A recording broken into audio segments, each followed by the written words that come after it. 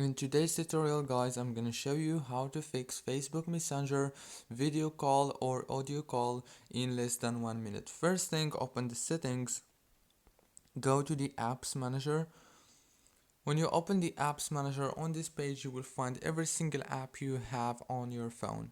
So all what you want to do is scroll until you find the Messenger, click on it, and then click on force stop, and after that click on storage, click on clear cache and clear data, click on delete, go back and then click on permissions, make sure that all the permissions are enabled, go back again, click on data usage, make sure also right here that all network access options are enabled, exactly like this.